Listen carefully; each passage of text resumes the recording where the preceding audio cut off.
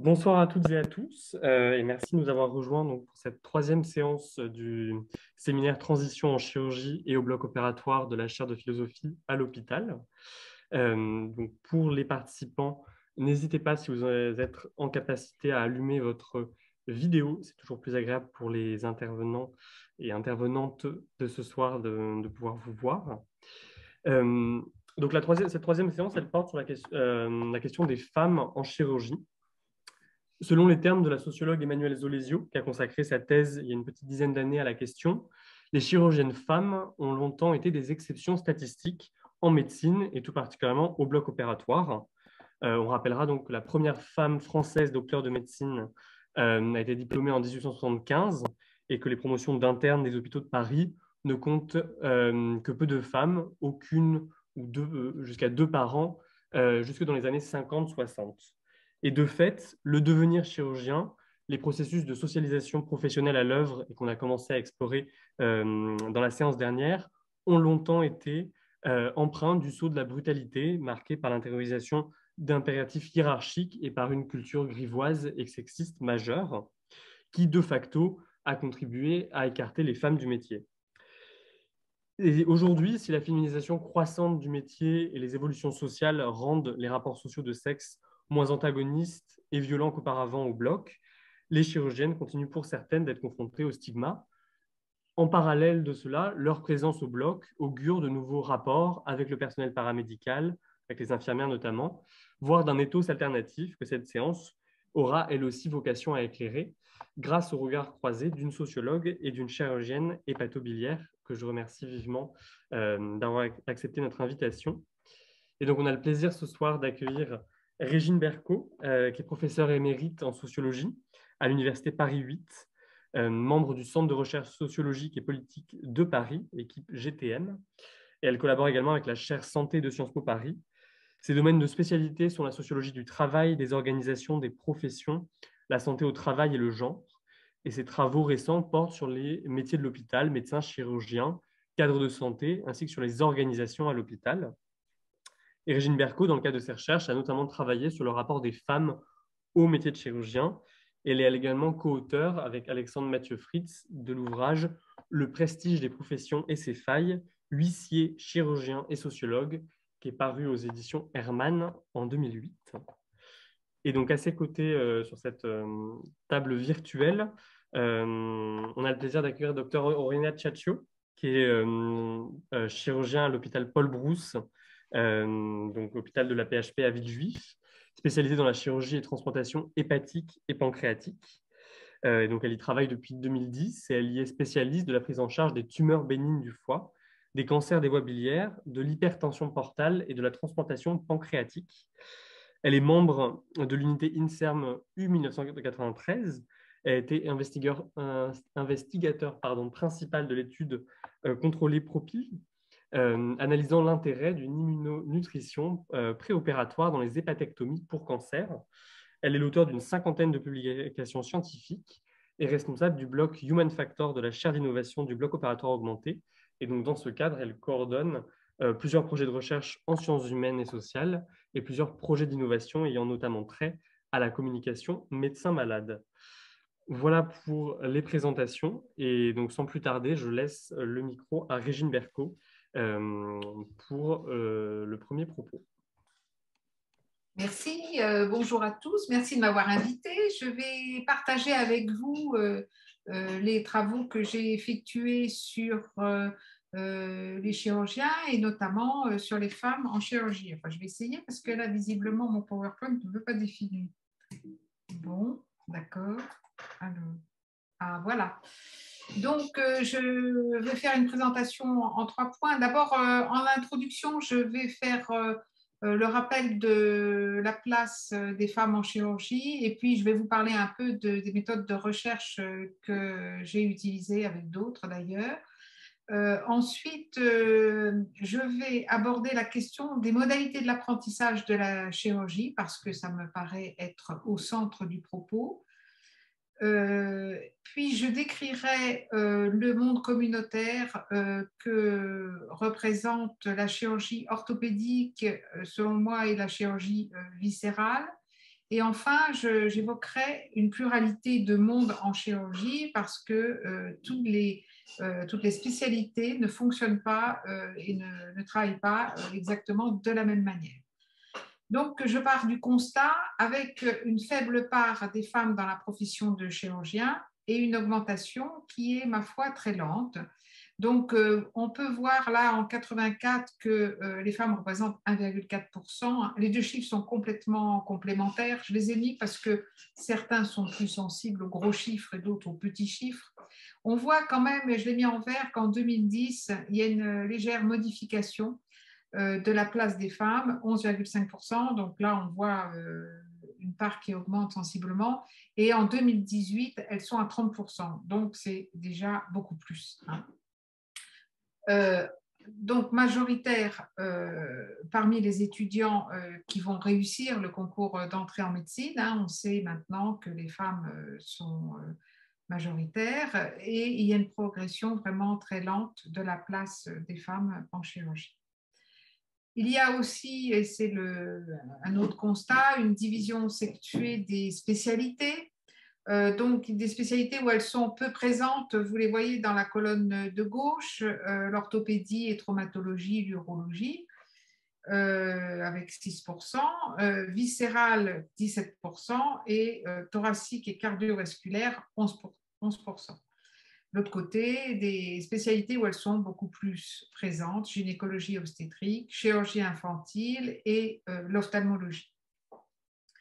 Donc, l'enjeu de cette spécialisation en chirurgie, elle est diverse. C'est évidemment la question de la place des femmes dans les métiers, mais c'est aussi le fait que les femmes maintenant sont parmi les meilleures étudiantes à réussir le concours et on peut se poser la question de savoir ce qu'elles vont choisir comme spécialité. Et donc, l'enjeu, le prestige relatif du métier de chirurgien se joue aussi là, de savoir si les femmes vont ou pas choisir chirurgie. Ça, c'est un enjeu évidemment social. Alors, comment expliquer la faible part des femmes en chirurgie parmi les nouvelles générations, y compris les anciennes bien sûr, mais les nouvelles aussi. Donc, la méthode utilisée est une méthode qui s'appuie sur d'abord une tradition, on va dire, de recherche en sociologie, les travaux sur les groupes professionnels et les métiers, plus particulièrement en médecine. Donc là, j'ai cité quelques auteurs. Bon, vous les voyez, je ne vais pas davantage en parler. Les travaux sur la question de la place des femmes et les rapports sociaux de sexe. Donc, notamment, ceux qui ne les connaissent pas, j'invite à regarder pour des questions théoriques Daniel Cargoat sur les rapports sociaux de sexe. Margaret Marouani, elle a bien explicité la place des femmes dans l'emploi, notamment. Quant à Nicole Claude Mathieu, elle a beaucoup exprimé ce que sont les places des femmes dans la société et leurs réactions. Donc, notamment, elle avait fait un livre qui explicitait que se soumettre n'est pas forcément consentir. Et ce livre, qui est déjà un peu ancien, est devenu vraiment complètement d'actualité avec tout ce qu'on voit surgir sur la place publique. Karen Messing est une chercheuse canadienne et ergonome, et Marie Peset, peut-être certains d'entre vous la connaissent. Elle est psychanalyste et fait de la psychologie aussi, et elle anime des groupes de parole et elle intervient sur la question du burn-out notamment. Toutes ces personnes-là ont fait des ouvrages. Donc, la littérature, mais bien sûr aussi un travail de terrain approfondi avec des entretiens semi-directifs. Alors, les entretiens étaient des entretiens biographiques où on demandait aux chirurgiens et aux chirurgiennes de raconter leur parcours, mais aussi de dire ce qu'était leur métier selon eux. Qu'est-ce que représentait leur métier? On a fait aussi des entretiens avec les anesthésistes et des étudiants internes et externes, des infirmières, des cadres infirmiers, des responsables de service et notamment des responsables à la PHP. Donc, faire décrire aux chirurgiens leur métier, leurs attentes et également leur place à la fois dans la société, mais aussi dans les blocs opératoires. Donc, certaines des enquêtes ont été faites avec Alexandre Mathieu Fritz. Vous voyez qu'il y a eu des enquêtes en 2005-2006 et d'autres en 2010. Donc, elles datent quand même un peu et on peut inviter les nouveaux doctorants en sociologie à s'intéresser aussi à ce métier parce qu'il y a quand même peu de travaux sur ce métier. Donc, je vous donne d'emblée les résultats, et puis après, on va voir comment je raisonne autour des résultats. Ma thèse, c'est que la faible proportion des femmes en chirurgie est liée à deux choses. Aux formes de l'apprentissage. L'apprentissage est un compagnonnage. Et puis, au fait que cet apprentissage se fait dans un monde social particulier et que ce monde social est hostile aux femmes. Donc ça, on va dire que c'est un premier résultat. Je vais revenir sur ces résultats. Et le deuxième, la présence des femmes s'accompagne de la construction d'un ethos alternatif. Et je vous raconterai ça. Donc, premièrement, les modalités de l'apprentissage de la chirurgie. Je veux insister sur le fait que la chirurgie, donc, comme vous le savez, c'est une discipline où la dextérité est très importante. Et apprendre la chirurgie, c'est être mis en situation concrète et travailler avec un ancien et faire des interventions du plus simple au plus complexe. On va dire qu'il est impossible pour un chirurgien qui veut démarrer de devenir un bon professionnel si un senior ne l'aide pas. Ça, c'est excessivement important. Et donc, le stress pour le jeune qui veut apprendre ou la jeune est lié au rapport de pouvoir entre le maître et l'élève, c'est-à-dire que l'apprenti dépend bien sûr du bon vouloir de l'enseignant et de manière exclusive. Dans toutes les autres disciplines, la dépendance n'est pas aussi réelle et aussi importante. On peut apprendre en autonomie. Par exemple, vous voulez apprendre la sociologie, et ben vous pouvez l'apprendre dans les bouquins. Il y a plein de choses. En médecine, il y a beaucoup de choses aussi qu'on peut apprendre dans les livres. Mais là, en chirurgie, on a une dépendance réelle vis-à-vis du maître d'apprentissage qui est beaucoup plus importante que dans d'autres métiers. Donc, l'adoubement, ce qu'on appelle l'adoubement, c'est-à-dire l'aide, la reconnaissance, l'accompagnement par un ancien est essentiel. C'est une forme de compagnonnage. Et c'est là que va se jouer en grande partie à la fois le choix de la chirurgie et le type de spécialité. Donc, ma thèse, au vu de l'enquête qualitative, est que les mondes dans lesquels se fait cet enseignement, c'est-à-dire la chirurgie viscérale et la chirurgie orthopédique, ont de la défiance vis-à-vis des femmes, de l'hostilité. Et donc, ils ne rendent pas cet univers très attractif pour les femmes.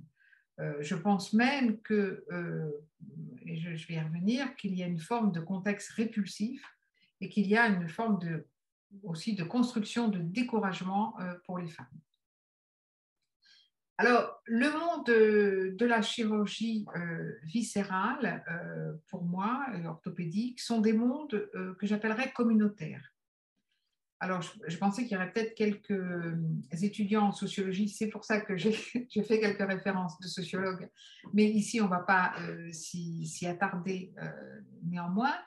Donc, le monde communautaire, il s'oppose un peu à ce qu'on a appelé le monde sociétaire. La vie dans notre société, en France, à notre époque, est une vie dans laquelle il y a une diversité d'inscriptions. On est inscrit dans différents cercles sociaux, dans différents réseaux. Le monde du travail n'est pas le monde de la famille, on est dans des mondes séparés. Donc, on a une diversité d'inscriptions sociales et d'attachement, d'investissement aussi.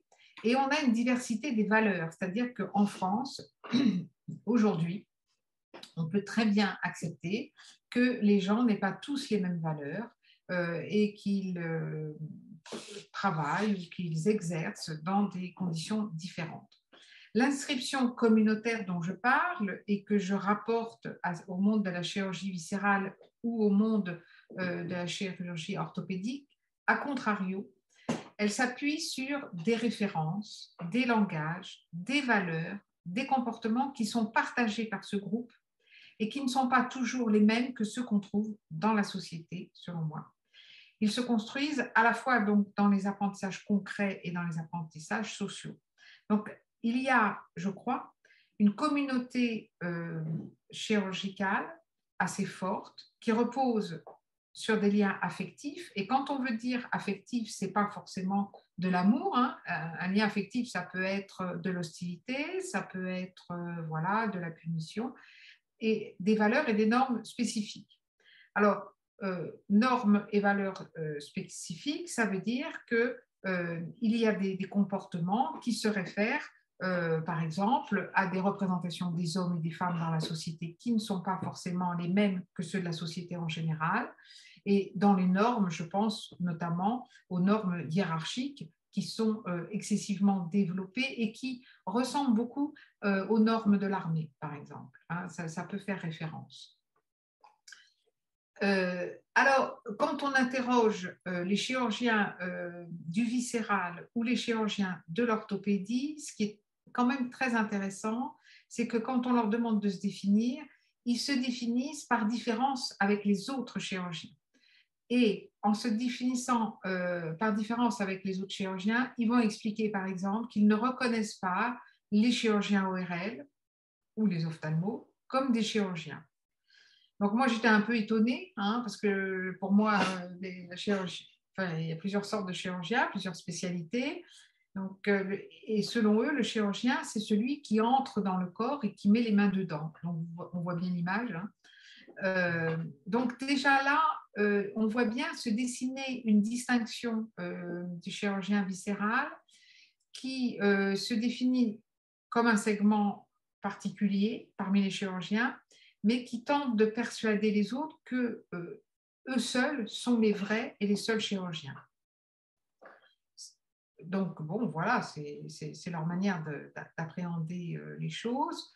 On voit aussi dans ce monde, quand ils le décrivent, qu'il y a une forte autorité et une hiérarchie. Alors, la hiérarchie, elle porte aussi sur des autorisations de comportement. On ne peut pas se comporter de la même manière selon qu'on est prof ou qu'on est étudiant, par exemple.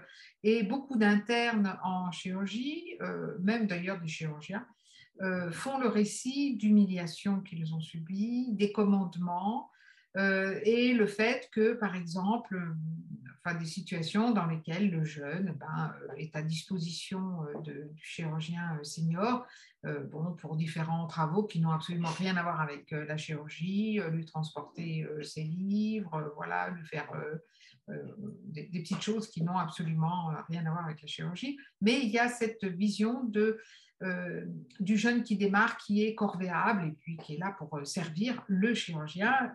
Voilà. Donc ça, c'est un peu les caractéristiques de ce monde.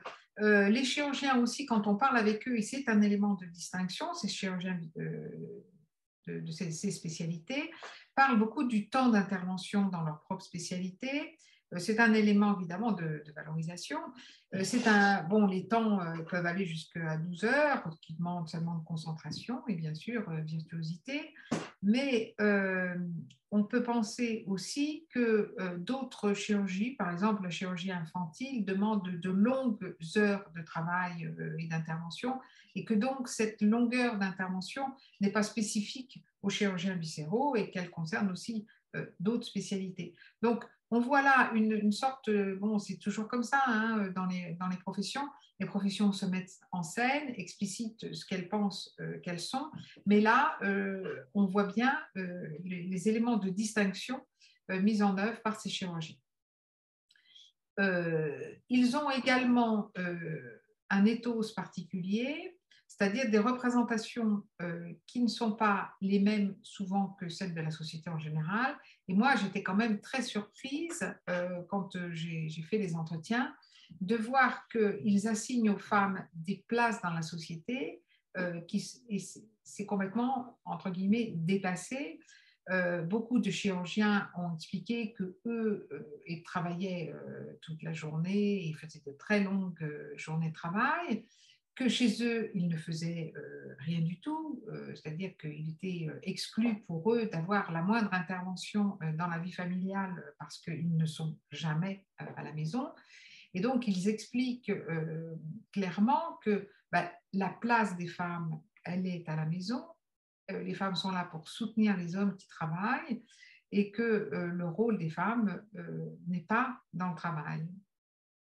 Alors, j'étais surprise parce que je m'attendais à ce que ce soit un peu différent dans des catégories sociales de ce niveau-là. Et on retrouve donc dans ce discours des caractéristiques qui ont été analysées par d'autres chercheurs qui ont travaillé sur la police ou sur les ouvriers, et donc des mondes très masculins dans lesquels on a beaucoup de mal à accepter la place des femmes.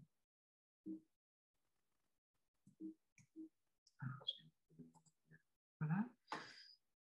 Donc, des femmes qui doivent être attachées à la sphère familiale, ça nous renvoie un peu aux travaux de Françoise Héritier. Certains d'entre vous connaissent peut-être les travaux d'Héritier, qui met en évidence le fait que souvent, dans toutes les sociétés, dans beaucoup de sociétés, les femmes sont à l'intérieur de la maison, tandis que les hommes sont à l'extérieur.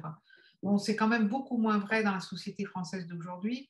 Néanmoins, les représentations donc, des chirurgiens rencontrés dans le viscéral sont un peu de cet ordre-là. Donc, ils disent très clairement que les femmes n'ont pas leur place dans ce métier, qu'elles sont censées permettre aux hommes d'exercer leur travail, mais elles ne doivent pas être en chirurgie. Donc, pourquoi elles ne doivent pas aussi être en chirurgie? Eh bien, on ne leur reconnaît pas les qualités nécessaires à un chirurgien. Et voilà, donc c'est un peu un discours un peu auto-entretenu. Donc moi, je parle d'ostracisme vis-à-vis des femmes. Et ce qui est quand même fort problématique, c'est que les chirurgiens orthopédiques et viscéraux sont au centre de la formation des femmes, et des hommes, c'est-à-dire que c'est les premières formations en chirurgie sont faites dans ces spécialités-là. Et c'est un monde, en fait, qui est très hostile aux femmes et qui développe quand même une représentation très machiste quand on discute de la place des hommes et des femmes. Donc, ils sont hostiles à l'entrée des femmes, ça c'est clair, que l'objectif de certains professeurs est de les décourager. Ils le disent d'ailleurs, vraiment, ils ne s'en cachent pas. Ça se voit aussi dans les comportements. Moi, j'ai fait des entretiens avec des hommes, des femmes de différentes générations. Beaucoup parlent de stigmatisation des filles, une mise à l'épreuve. Donc, en général, il y a de l'humiliation des jeunes, qu'ils soient garçons ou filles. Les garçons en parlent aussi. C'est un peu comme dans un ethos militaire où on dit on va forger le caractère des gens, et pour forger le caractère des jeunes, il faut les humilier, il faut les faire passer par des épreuves, et si ils arrivent à rester, c'est qu'ils sont très motivés. Donc, les jeunes doivent surmonter ces épreuves. Donc, rentrer dans ce monde, on comprend que ça devient une épreuve pour les jeunes femmes.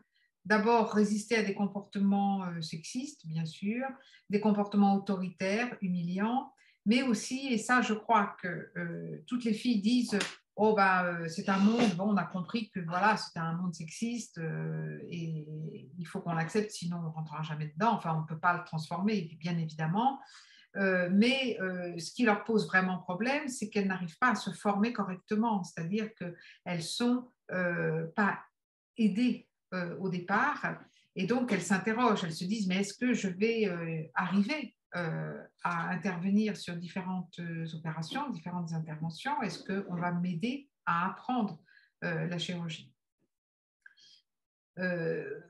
Un mot quand même pour vous dire que les raisons d'exercer en chirurgie, dans les entretiens que j'ai faits, sont les mêmes chez les femmes que chez les hommes en général. C'est intervenir par un acte sur le corps, par des gestes. Donc, c'est le caractéristique dimension manuelle. Hein. Après, la spécialisation, elle se fait soit avec le choix d'un organe, soit celui d'une population, soit celui d'un monde social. Hein. Voilà, donc il y a plusieurs types de motivation, mais en général, c'est quand même bien de rentrer dans le corps. Alors, quelles sont les réactions des femmes et leurs stratégies pour arriver à faire cet apprentissage? Donc, comme les relations dans les services, c'est une forme de domination et de violence qui a été longtemps tue. Moi, quand j'ai rencontré les filles ou les femmes au départ, beaucoup n'en parlaient pas, parce que pour elles, c'était une évidence. Il n'y a qu'au bout d'un moment, en force de discuter, qu'elles finissaient par le dire, parce que ça n'était pas évident d'en prendre conscience. Hein. Mais cette violence, elle est vraiment concrète. Bon, elle a aussi une dimension que j'appellerais un peu systémique parce qu'elle est faite des patrons, hein, évidemment, mais il y a une intériorisation par les autres soignants quand même du fait que les hommes et les femmes n'ont pas droit forcément aux mêmes égards. Et on le voit bien dans les relations qu'il y a entre hommes et femmes dans les blocs. Joanne Cassel, qui est une chercheuse américaine, a fait beaucoup d'observations dans les blocs et le montre très bien. Une femme qui rentre au bloc, on ne va pas forcément l'aider comme on aidera un homme à revêtir la tenue, à se préparer. Donc la relation personnelle n'est pas la même. Donc on pourra en parler aussi tout à l'heure dans la discussion, mais je pense que les femmes qui travaillent au bloc, hein, les infirmières notamment, elles ont aussi intériorisé des rôles masculins et féminins et ne sont pas toujours attentives aux femmes qui exercent la chirurgie. Donc, c'est ce que j'ai écrit en disant les femmes qui entourent le chirurgien ne servent pas les hommes et les femmes de la même manière. Voilà, donc très difficile évidemment de combattre et de transformer ce milieu. Ce n'est d'ailleurs pas du tout dans l'idée des femmes qui arrivent en chirurgie. Elles veulent simplement apprendre. Hein.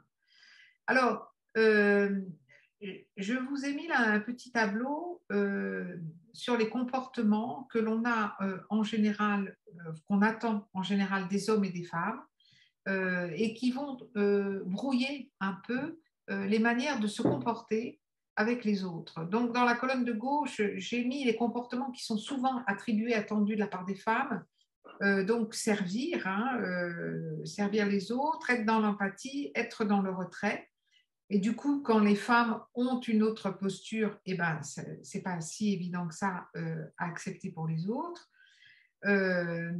Et donc, une femme qui endosse un rôle masculin qui demande pas seulement le retrait, mais qui demande la décision, l'action, voilà, on a un peu de mal à l'accepter.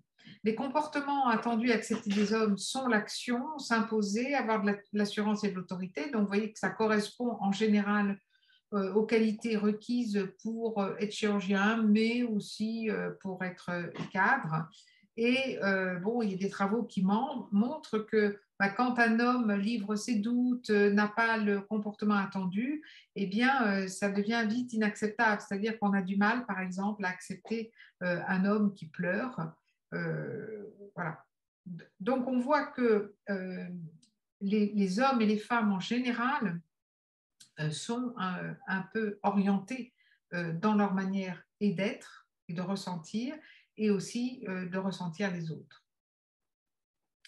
Alors, quelles sont les options pour les femmes qui sont en formation? Donc, en fait, on peut en repérer 3. La plupart se taisent. Elles ont conscience de l'asymétrie des relations qui laisse peu de place à la contestation.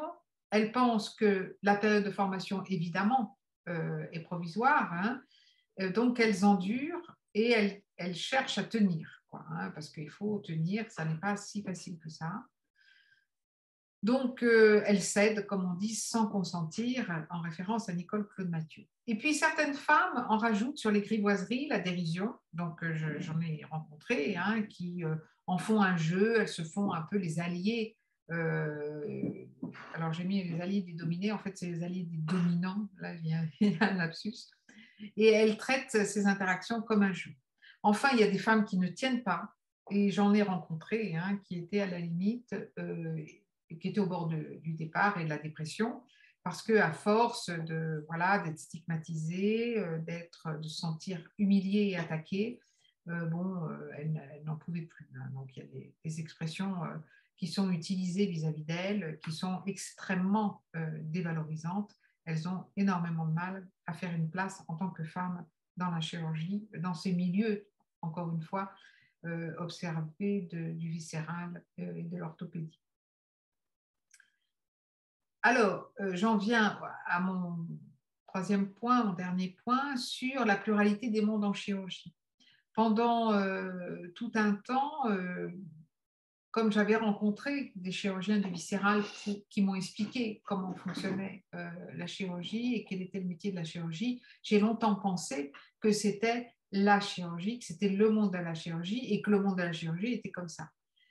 Puis, évidemment, j'ai rencontré d'autres personnes, d'autres spécialités et du coup, évidemment, le doute quand même s'est instillé. Alors, je fais 3 colonnes. Dans la première colonne, et je vous invite à ne lire que celle-là dans un premier temps, j'ai mis les dispositions, c'est-à-dire qu'est-ce qu'on appelle en sociologie dispositions, ce sont les caractéristiques, les compétences qui sont requises pour faire ce métier. Donc, les dispositions qui sont nommées par tous, c'est-à-dire par tous les chirurgiens, que ce soit ceux de l'ophtalmologie, enfin tous ceux que j'ai rencontrés, hein, je n'ai pas vu toutes les spécialités, mais j'en ai rencontré quand même un certain nombre, tous parlent de la disposition à l'action, c'est-à-dire on devient chirurgien parce qu'on veut agir dans l'instant, le geste, c'est la rapidité, c'est de la dépense d'énergie sur le moment, au moment de l'intervention. Il y a un aspect là un peu hyperactif. L'acte est stimulant, il est source d'intérêt. Donc ça, c'est une disposition à l'action qui est commune à tous. Deuxième disposition, les risques. Il y a un côté évidemment très difficile, mais aussi très stimulant. Stimulant, c'est une sorte de stress stimulant, de savoir prendre des risques mesurés. L'incertitude évidemment liée à ce stress, l'incertitude de savoir ce qu'on va trouver en ouvrant le patient, le fait qu'on ne sache jamais exactement ce qu'on va trouver. Et puis, il y a aussi ce côté d'affronter la mort, hein, mais aussi le risque d'avoir la vie du patient entre les mains et aussi la possibilité, si on se trompe ou s'il y a quelque chose qui ne va pas, d'avoir un geste qui rend l'autre infirme ou diminué.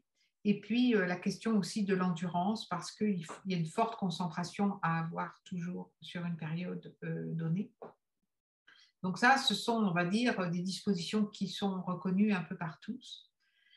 Et puis ensuite, dans la colonne du milieu, j'ai mis les dispositions qui sont spécifiques pour des mondes que j'appelle mixtes, des mondes mixtes au sens où on trouve dans ces mondes à la fois des hommes et des femmes, donc la patience et l'habileté, s'auto-évaluer toujours de manière correcte, rester humble, lucide. C'est surtout les femmes qui parlent du côté humble, lucide, enfin les femmes que j'ai rencontrées, hein, voilà. Les difficultés à maîtriser les savoirs, elles évoquent beaucoup le chemin fait. Et puis, il y a des dispositions qui sont évoquées que par les mondes masculins, c'est-à-dire dans chirurgie viscérale et orthopédique. Et il parle beaucoup d'une disposition à l'agressivité, à la force. Alors évidemment, si un chirurgien vous dit pour faire ce métier, il faut avoir de la force, il faut être agressif, eh bien à ce moment-là, les femmes sont sorties de ces caractéristiques-là. Il y a une responsabilité du patient avec des longues durées de travail, pas de vie hors du travail. Alors, la responsabilité du patient, quand même, dire que, certes, le chirurgien se définit par la responsabilité du patient, mais c'est quand même un travail d'équipe, longue durée du travail. Les chirurgiens que j'ai rencontrés en viscéral ou en orthopédique disent on ne peut pas avoir de vie de travail puisqu'on est responsable du patient, il faut qu'on soit là tout le temps à l'hôpital. Bon, néanmoins, on sait que c'est un travail d'équipe, qu'il y a des internes, qu'il y a différents niveaux hiérarchiques qui interviennent aussi avec eux. Et donc, construire cette représentation-là, c'est problématique. Hein, on va en reparler. Et puis, il y a la question de la confiance en soi, le leadership, un caractère héroïque du métier. Hein, c'est ce qu'avait aussi développé Marie-Christine Pouchel dans la précédente séance que vous aviez fait pour le séminaire et l'autorité. Voilà. Donc, on voit que ce n'est pas exactement les mêmes dispositions qui sont valorisées par tous ces mondes de la chirurgie. Donc, moi, je parlerai de monde au pluriel de la chirurgie. Il n'y a pas un seul monde, mais il y a plusieurs mondes. Et voilà. Donc, le monde de la chirurgie est divers et pas uniforme. Et je pense qu'il faut casser la représentation de ce monde, une représentation trop monolithique. Et il y a des chirurgies dans lesquelles les comportements ne sont pas discriminatoires vis-à-vis des femmes et qui sont même accueillants. Donc, moi, quand j'étais dans des services de chirurgie infantile, en ophtalmo, j'ai vu des ambiances excessivement différentes et des relations tout à fait proches de celles qu'on a dans notre société. Donc, juste, j'avais pointé qu'en chirurgie infantile, qui a des proximités techniques avec le viscéral, avec des longues interventions et un suivi du patient qui demande une relation spécifique, bon, là, il y a des femmes et l'organisation n'est pas du tout la même et on va en parler. Donc, dans chirurgie infantile, par exemple, il y aura un temps de travail important. Les gens travaillent très longuement, bien sûr, mais il y a un état d'esprit qui est différent. L'état d'esprit, c'est, par exemple, vous avez pour une raison ou une autre, que vous soyez homme ou femme, besoin d'organiser votre temps de travail et à un moment donné être absent, eh bien, ça ne va pas donner lieu, par exemple, à une stigmatisation, c'est-à-dire qu'il y aura moins tendance à dire « Ah, mais c'est une femme, alors finalement, c'est pour ça qu'elle est absente ou c'est pour ça qu'elle organise différemment son temps de travail. » Pouvoir gérer une vie hors travail et de travail, d'abord, les jeunes hommes ont très envie de ça, les femmes aussi. Et donc, dans ces mondes-là, on accepte, on admet qu'il y ait cette possibilité d'avoir une vie hors travail. L'éthos n'est pas le même. L'éthos, c'est donc les manières de juger, les valeurs. Hein. On accepte et les femmes sont légitimes dans ces mondes-là. Donc, ça demande aussi d'inventer des rapports différents, notamment dans la coopération avec les paramédicaux. Et beaucoup de femmes disent que bon, quand elles sont avec des paramédicaux, ça n'est pas l'autorité forcément qu'elles utilisent dans leur relation, mais qu'elles collaborent. Voilà, elles ne vivent pas les choses uniquement sur le plan hiérarchique. Voilà, donc je vais terminer sur cet aspect-là pour dire que le monde de la chirurgie donc, est divers, que la place des femmes est beaucoup plus forte et les femmes sont beaucoup plus acceptées dans certaines chirurgies que dans d'autres, et que la carrière est un élément important pour que les femmes arrivent à être acceptées en chirurgie. Voilà. Bon, je vais peut-être m'arrêter là, hein, et puis peut-être on discutera. Merci beaucoup, Régine, pour votre intervention qui recontextualise bien, qui casse avec cette représentation monolithique, qui montre bien les différentes postures que les femmes chirurgiennes adoptent entre contournement du stigma ou volonté de se réapproprier certaines dispositions de socialisation masculine dans le milieu. Et ben sans transition, je propose qu'on passe à l'intervention donc, de Dr Oriana Ciaccio, qui va revenir de façon un petit peu rétrospective sur sa carrière et son vécu à elle de femme en chirurgie. Oriana, Merci Nicolas. Alors, je partage mon écran. Voilà. Est-ce que vous voyez mon écran? Oui, on le voit bien. Oui. Parfait. Déjà, merci beaucoup pour la première présentation. J'ai trouvé plein de points sur lesquels je m'identifie, vous allez voir. En fait, les buts de ma présentation étaient de vous donner une vision de mon expérience personnelle, de ce que j'ai vécu pendant ma formation, l'internat, les clinicas, et qu'est-ce que c'est pour moi être femme en chirurgie. J'ai petite présentation, j'ai 41 ans, je suis italienne, je suis chirurgien au centre hépatobiliaire de l'hôpital Paul Brousse.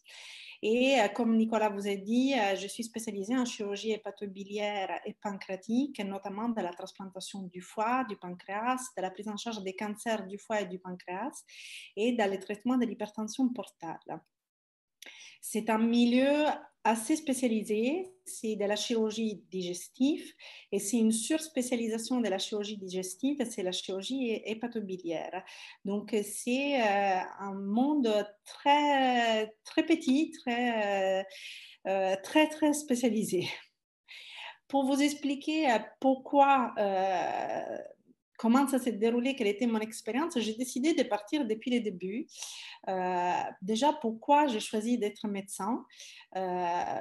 C'est un peu un cliché, vous allez voir, mais c'est la vérité. Pourquoi j'ai voulu être médecin? Je ne sais pas. C'est depuis que j'étais toute petite que j'avais une passion pour ce métier. C'est vraiment le cliché, mais mes parents me racontent que depuis toute petite, je jouais toujours à soigner mes poupées, mes doudous.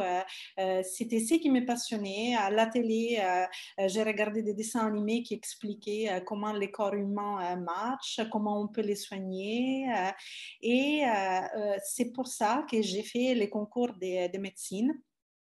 Je me suis imposé un niveau d'exigence très élevée. Je voulais à tout prix réussir les concours de médecine parce qu'il n'y avait pas d'autre métier possible. Je n'avais aucune autre possibilité de métier. On m'a posé la question, si tu n'étais pas médecin, si tu n'avais pas réussi les concours de médecine, qu'est-ce que tu aurais fait? J'ai aucune idée parce que je n'ai jamais envisagé rien d'autre que ça.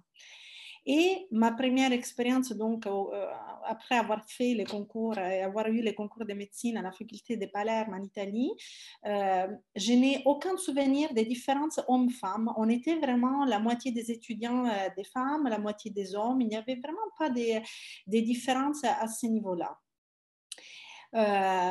On a commencé les stages, donc les stages dans les différents services, donc les premiers stages dans lesquels on prend contact avec les patients. Et c'est là que j'ai compris qu'est-ce que ça me plaisait le plus de la médecine. En fait, c'était les temps passés avec les patients. C'était les temps d'écoute du patient, écouter les patients, l'interroger, passer du temps au lit du patient, l'examiner. C'était ce qui me plaisait le plus. Il faut savoir qu'en médecine, il y a d'autres volets qui sont autant importants, par exemple la recherche clinique, l'innovation, la pédagogie, donc la formation, mais ce qui me plaisait le plus, c'est les champs, les domaines d'activité dans lesquels je me sentais le plus portée était justement l'activité clinique au lit du patient. Et dans les stages donc, que j'ai fait, comme tous les externes de médecine, j'ai fait aussi des stages en chirurgie. Les premiers contacts avec le monde chirurgical a été une découverte. C'était un univers caché, un peu mystérieux, séparé, où on ne pouvait pas y accéder comme ça, comme on rentre dans les autres services. Il y a des murs qui séparent les blocs du reste du service. Il y a la phase d'habillage pour entrer au bloc. Bref, c'était quelque chose d'assez séparé, éloigné, mystérieux. Je suis tout de suite fascinée par les blocs opératoires. Les chirurgiens maîtrisent des situations complexes dans des temporalités qui peuvent être très courtes. Il est en quête constante d'amélioration, en quête constante de se parfaire, donc de perfection. Et depuis les débuts, on m'apprend qu'un bon chirurgien, ce n'est pas que du savoir-faire chirurgical, donc que l'aspect typique, la main-d'œuvre, mais un bon chirurgien est d'abord un bon médecin qui associe aux connaissances médicales de très haut niveau également un savoir-faire technique. Et ça me plaît beaucoup. Et donc, c'est pour ça que j'ai décidé de tenter la carrière de chirurgien. Et donc, je passe les concours d'interne en chirurgie. Donc, je commence les stages, l'internat en chirurgie à Palerme, dans la même faculté de médecine. Donc dans les services de chirurgie oncologique du CHU de Palerme. Et c'est là où j'avais été déjà comme externe que pour la première fois, par contre, je ressens une grosse différence homme-femme. Il y avait 9 chirurgiens titulaires dans ces services, dont une seule femme. Et de plus, la seule femme qui était dans ces services de chirurgie digestive avait une activité non chirurgicale prépondérante. Elle s'occupait des ponctions sous échographie des nodules thyroïdiens. Et quand elle était au bloc opératoire, elle n'était pas opérateur principal. Elle n'était pas premier chirurgien. Elle s'occupait surtout des chirurgies, entre guillemets, non lourdes, donc des petites chirurgies. Ça pose quand même des questions. Pourquoi la seule femme qui était présente ne faisait pas de la vraie chirurgie? Pourquoi les autres chirurgiens étaient tous des hommes? À cette constatation s'ajoutent des points de vue, des commentaires des chirurgiens seniors du service qui nous expliquaient aux internes femmes que la chirurgie est un métier très lourd, qui a des contraintes horaires non négligeables. Il n'y a pas d'horaire en fait. Il faut assurer une disponibilité permanente pour assurer une continuité des soins aux patients et ça peut être un métier qui est éprouvant physiquement. Il y a des interventions qui durent 6 heures, 8 heures, des interventions qui durent 12 heures, voire plus. Et tout ça, est-ce qu'une femme peut être à la hauteur d'assurer tout ça? Et surtout, comment concilier ça avec, dans l'avenir, une vie familiale, donc un mari, des enfants? Autrement dit, la première question, la première réflexion que parfois la première question qui nous est posée, c'est est-ce que vous êtes prête à sacrifier votre vie familiale, personnelle, pour devenir chirurgien? Donc, il n'y a que 2 choix possibles. Soit devenir chirurgien, donc sacrifier cette partie-là de la vie, ou alors avoir une famille, avoir des enfants, mais au prix d'être un chirurgien moins bon, ou alors sur la chirurgie moins lourde, ou sur des activités parachirurgicales à côté de la chirurgie. Donc, il y a cette forme de pression sociale. Finalement, j'ai quitté l'internat en Italie. Je n'étais pas contente de la formation que les internes de chirurgie recevaient. Ça, c'était indépendant hommes-femmes. Je trouvais qu'il n'y avait pas une culture de formation des internes de chirurgie. Les internes de chirurgie étaient de la main-d'œuvre pour faire les observations médicales, pour faire les pansements, étaient des aides au bloc opératoire, mais il n'y avait pas une vraie culture d'apprentissage, de formation à la profession de chirurgien. Donc, j'ai décidé de partir et je suis venue en France sur la base d'expérience des 2 collègues qui étaient venus ici. J'avais déjà vu un peu de chirurgie du foie à Palerme, de la petite chirurgie du foie, qui m'avait déjà passionnée et qui avait suscité ma curiosité. C'était de la chirurgie complexe. C'était de la chirurgie qui nécessitait des compétences médicales des niveaux assez élevés, assez pointus, donc ça avait suscité mon intérêt. Et c'est pour ça que j'ai fait une demande des stages au centre hépatobiliaire de l'hôpital Paul Brousse. À mon arrivée, c'était les coups de cœur. C'était l'amour, en fait, à première vue. J'ai adoré. J'ai adoré une équipe médico-chirurgicale. Déjà, ce n'était pas que des chirurgiens, c'était une équipe médico-chirurgicale multidisciplinaire où médecins et chirurgiens travaillaient ensemble avec des connaissances médicales de très haut niveau, des interventions chirurgicales, des complexités très élevées, maîtrisées parfaitement. C'était vraiment un rêve. C'était tout ce que j'ai rêvé. Et la découverte de la transplantation du foie il faut savoir, la transplantation du foie, c'est comme une renaissance. On enlève un foie qui est malade, un patient qui est quasiment mourant, on lui remet un foie neuf et au moment de revasculariser, c'est-à-dire de réouvrir les vaisseaux du foie, le foie se recolore, il recommence à marcher, c'est une vraie renaissance. Et tout ça, c'était un coup de cœur pour moi. Petit bémol de ces stages magnifiques et de ces coups de cœur, c'est que l'équipe chirurgicale, finalement, elle était composée par 6 chirurgiens, 3 chirurgiens seniors à l'époque et 3 chirurgiens juniors, 3 chefs de clinique. Ils étaient tous des hommes. Il n'y avait aucune femme.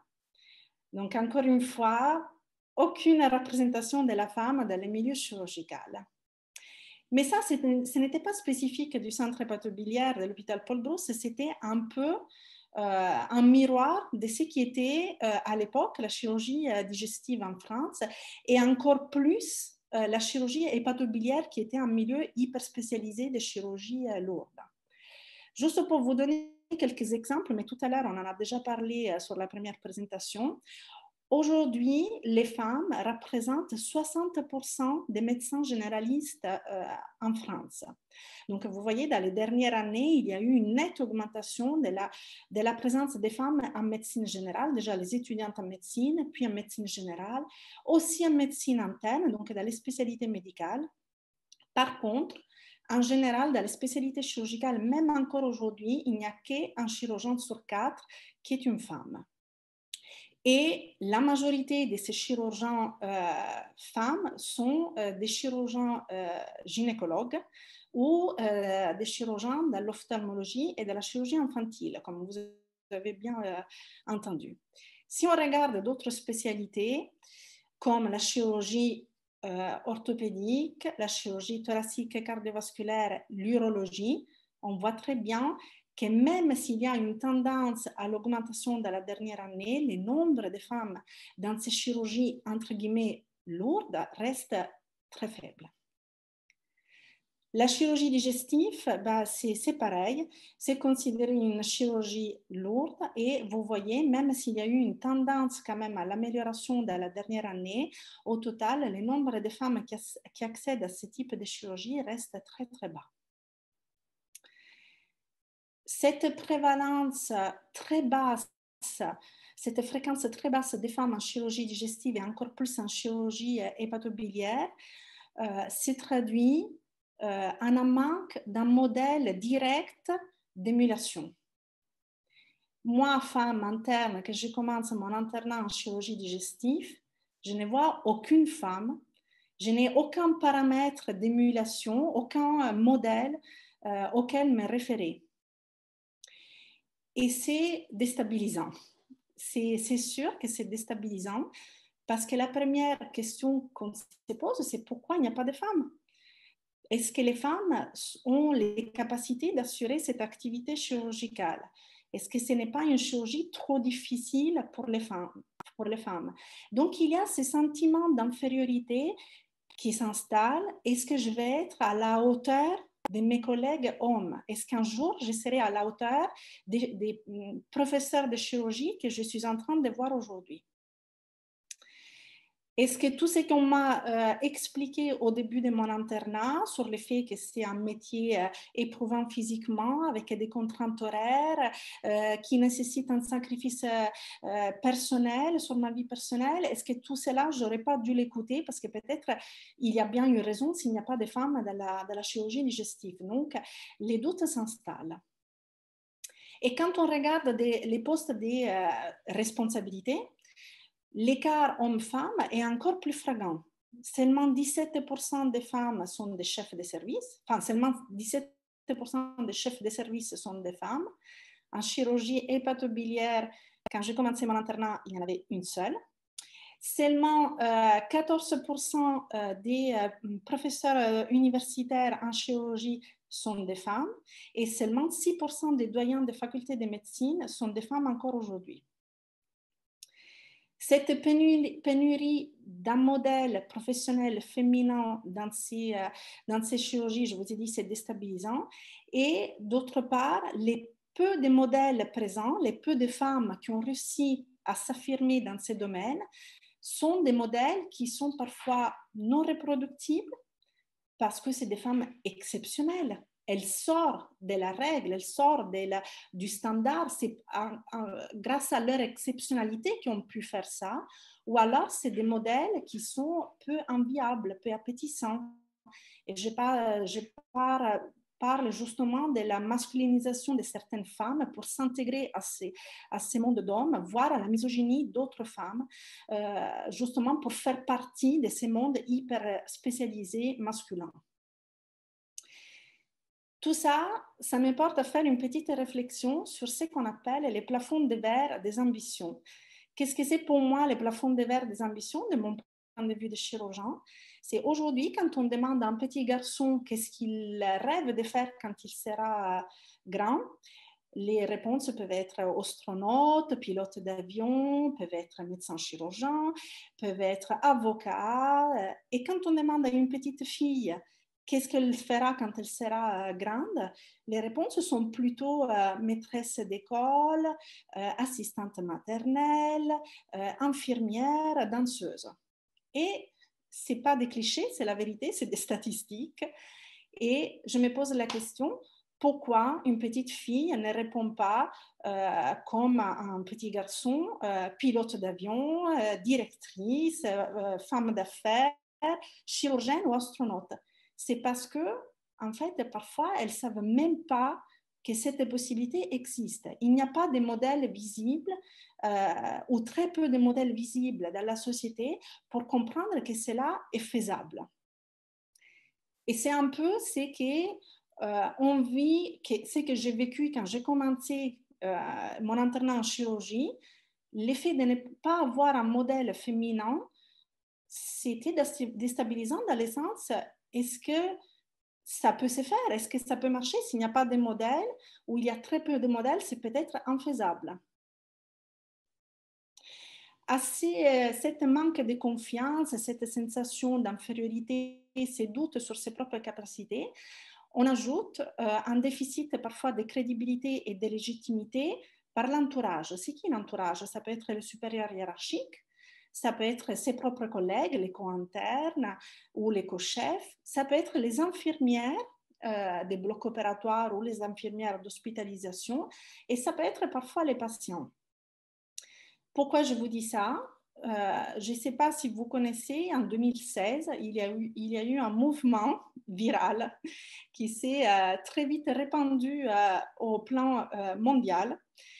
C'était le mouvement I Look Like a Surgeon. En fait, une chirurgienne australienne, elle était fatiguée, que les patients l'appellent infirmière, nurse, quand elle était en tenue de bloc habillée comme un chirurgien. Elle était fatiguée des remarques sexistes de ses collègues chirurgiens et elle était fatiguée par les comportements des infirmières du bloc opératoire qui l'appelaient par prénom, la tutoyaient et qui la traitaient différemment par ses collègues hommes chirurgiens qui en revanche étaient vouvoyés, qui étaient traités de manière différente avec une position hiérarchique différente. Ces mouvements, en fait, Look Like a Surgeon s'est répandu au niveau mondial en quelques semaines et a traduit un esprit un peu de fatigue chez les femmes chirurgiens dans cette difficulté d'affirmation de leur profession. Comment on peut relever les défis quand on est face donc à cette déstabilisation par manque de modèles féminins, à ces déficits de crédibilité, de légitimité vis-à-vis de l'entourage? On a deux possibilités, soit on laisse tomber, et je pense que ça décourage quand même beaucoup de femmes qui avaient songé à une carrière chirurgicale, ou alors on relève les défis pour de vrai et on dit je vais prouver que je peux faire autant, voire plus que mes co-internes hommes, que mes co-chefs hommes. Et c'est ça, par exemple, que moi j'ai fait. J'ai joué la carte de l'intégration professionnelle sur le mode de la surenchère. Qu'est-ce que ça veut dire? Surinvestissement professionnel. En fait, qu'est-ce qu'il fallait faire dans un milieu qui valorise l'investissement sans concession et l'endurance physique? Il fallait être tout le temps présent, donc une présence très assidue, en continu. J'ai calculé que pendant mon internat, j'ai travaillé 70 à 100 heures par semaine en moyenne. J'enchaînais les gardes, jamais de repos après les gardes. Et une endurance physique marquée. Bien évidemment, c'était inadmissible de pouvoir se dire fatigué après l'intervention chirurgicale. C'était totalement inadmissible. On n'était jamais fatigué. On était toujours prêt à recommencer un autre bloc opératoire parce qu'il ne fallait pas se sentir inférieur par rapport à ses collègues ou par rapport aux autres chirurgiens. Donc, il ne fallait pas juste être bien, il fallait être la meilleure. Et c'est relever les défis, ça veut dire aussi pour certaines femmes, même dans des situations un peu plus difficiles comme pendant la grossesse, se montrer toujours à la hauteur, ne jamais être inférieur. Donc, par exemple, pendant la grossesse, ne jamais interrompre des gardes. On sait que les chirurgiens femmes, donc les chirurgiennes, prennent les congés maternité minimum obligatoires, qu'elles essaient de travailler jusqu'au bout et qu'elles ont une sensation de culpabilité vis-à-vis de ses collègues quand elles partent en congé maternité.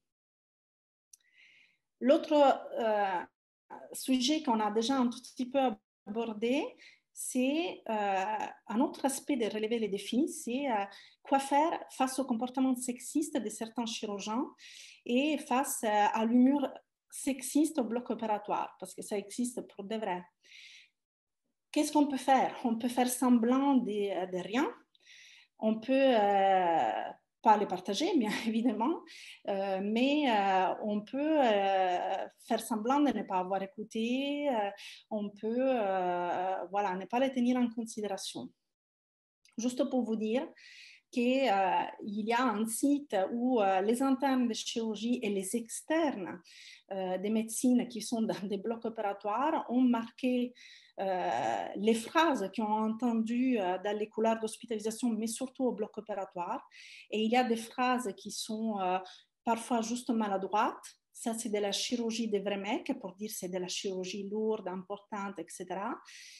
À des compliments qui peuvent être déplacés au bloc opératoire vis-à-vis d'un interne ou d'une interne ou d'une externe, à des phrases qui peuvent être carrément vulgaires. Je vais vous choquer avec les phrases suivantes, que je ne vais pas prononcer, mais qui sont vraiment dites au bloc opératoire, dans certains blocs opératoires. Qu'est-ce qu'on peut faire face à ça? Moi, souvent, je ne répondais pas. J'ai eu des réflexions de ce type. J'ai entendu des phrases de ce type. Je ne répondais pas. Ça ne sert à rien de répondre parce que, de toute façon, la réponse, c'est mais c'est une blague, c'est de l'humour, il ne faut pas la prendre au sérieux, etc. Donc, je n'écoutais pas, mais j'ai vu des externes se déstabiliser face à des vulgarités de ce type au bloc opératoire. L'harcèlement à l'hôpital et au bloc opératoire existe. C'est bien décrit dans les internes en médecine et dans les externes en médecine. Et c'est souvent, les auteurs de l'harcèlement, c'est justement les supérieurs hiérarchiques. Et puis, l'internat est fini et j'ai commencé mon clinica. Et donc, les clinicas, j'ai réintégré la première équipe que j'avais fréquenté, les centres hépatobiliaires de l'hôpital Paul-Brousse. Donc, j'ai réintégré ces milieux hyper spécialisés, de très haut niveau, donc une élite chirurgicale, une élite médico-chirurgicale. Et c'est vrai que c'était tous des hommes, les chirurgiens seniors, mais il y a eu deux choses. La première chose, c'est que j'ai eu vraiment l'impression qu'on était apprécié par nos compétences médicales et chirurgicales indépendamment du fait d'être des femmes et des hommes. Donc, j'ai vraiment senti un sentiment d'égalité, pas de discrimination et surtout, il n'y avait aucune culture d'humour sexiste au bloc opératoire. Chose qui est très agréable et très bien vécue. Et l'autre chose qui m'a beaucoup aidée, c'est que j'ai commencé mon clinica avec deux collègues. On était trois chefs de clinique femmes. au moment de commencer donc mon clinica, dont le docteur Gabriella Pitto que vous voyez ici. On a commencé ensemble et finalement on partageait beaucoup de choses. Les deux, on était italiennes, on avait les mêmes vécus de l'internat en Italie et puis en France. On avait la même passion pour la même chirurgie. Ce n'était pas un modèle, comme je vous ai dit tout à l'heure, un modèle professionnel à émuler, mais c'était une concert au même niveau, femmes comme moi qui partageaient la même passion, les mêmes valeurs. Et je pense que cela nous a entraidés en fait. La partie du clinica a été très dure. On était au total 4 chefs de clinique. On assurait 7 à 8 gardes, 7 à 8 astreintes par mois. Dans un service qui fait 160 transplantations du foie, 180 prélèvements de foie par an à l'époque. On travaillait minimum 12 heures par jour. Ça, c'était le minimum auquel on ajoutait des gardes. Bien évidemment, aucun repos post-garde, mais un niveau de formation qui était très élevé. C'est-à-dire, il y avait une vraie culture de la formation chirurgicale par les professeurs de chirurgie au bloc opératoire. Il y avait une culture de la formation médicale au sein des staffs multidisciplinaires. Tout ça était très bien. On avait vraiment l'impression de recevoir une formation médicale et chirurgicale en même temps. Et donc, très vite, grâce à tout ça, on arrive à acquérir une autonomie chirurgicale très importante. Bien sûr, ce n'est pas tout parfait. C'était un monde quand même masculin dans lequel il fallait quand même se battre, s'imposer pour faire sa place. Ce n'était pas les portes ouvertes, il fallait quand même avoir un comportement assez autoritaire, imposer sa présence, mais au total, c'était un milieu très favorable. Donc, c'est pour ça que je suis restée au centre hépatobiliaire où je travaille et le docteur Pitto et moi, on était les premières femmes titulaires en chirurgie au centre hépatobiliaire qui ont intégré donc de façon définitive l'équipe chirurgicale. Je voulais vous expliquer aujourd'hui qu'est-ce que ça représente pour moi la chirurgie. La chirurgie, c'est ma passion. Mais pourquoi ? On l'a un peu dit, il y a un côté manuel de soigner avec ses mains. C'est un acte pratique, c'est un traitement direct avec un bénéfice qui peut être immédiat. Ça, c'est un côté très important qui me passionne de mon travail. Et c'est un peu comme un artisan qui modèle la matière, qui transforme la matière avec ses mains. La deuxième chose que j'aime de mon travail, c'est les dépassements de soi. La chirurgie n'a pas de limites. L'évolution des connaissances médicales est constante et progressive. L'évolution technologique également. Et de façon régulière, on peut être amené à changer des pratiques, à se réadapter. Donc, il n'y a pas de limites d'amélioration. Il n'y a pas de limites d'objectifs. Donc, je ne peux pas m'ennuyer. C'est une chirurgie, c'est une spécialité qui est en continu, en évolution continue et qui m'offre tout le temps de nouveaux défis à relever. Et enfin, il y a un côté esthétique qui est un peu difficile à comprendre quand on n'est pas chirurgien. On parle des beautés du geste chirurgical. Qu'est-ce que c'est pour nous la beauté du geste chirurgical ? C'est bien évidemment une intervention chirurgicale, elle doit être efficace, précise, elle doit comporter les moins de complications possibles pour les patients pour qu'il y ait un bénéfice rapide et sans complications post-opératoires. Mais il y a aussi un côté esthétique, la précision du geste, l'élégance, la linéarité, une économie des gestes. Je peux vous montrer des photos, mais ça ne va pas être parlant pour vous. Vous n'allez pas voir la beauté que moi je vois dans la photo. Par contre, peut-être je peux vous faire un rapprochement avec la cuisine d'un chef étoilé.